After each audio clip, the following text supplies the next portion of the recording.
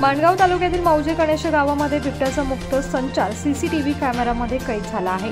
मुंबई गोवा महामार्गावर असलेल्या कणेशे गावामध्ये मनोज गावाने यांना बिबट्याचं दर्शन 2 दिवसांपूर्वी झालं होतं, परंतु याची कोणालाही खात्री होत नव्हती। तर काल 29 जुलै रोजी रात्री 12:40 सुमारास कणेशे गावातील गणपत सखाराम शिंदे यांच्या घराच्या मागील बाजूस लावलेल्या सीसीटीव्हीमध्ये हा बिबट्या मुक्त संचार करताना कैद झाला आहे।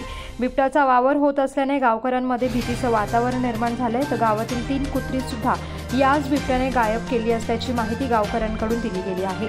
याबाबत वन विभाग अधिकारी प्रशांत शिंदे यांना माहिती देण्यात आली असून त्यांनी सतर्क राहण्याचं आवाहन गावकऱ्यांना केलं आहे। याबाबत वन विभाग अधिकारी यांनी कणेशे गावात बिबट्याचा संचार असल्याचे स्पष्ट केलं आहे। सीसीटीव्हीमध्ये बिबट्या कैद झाला असून ग्रामस्थांची याबाबत बैठक करण्यात आली असून समाज प्रबोधन करण्यात आलंय।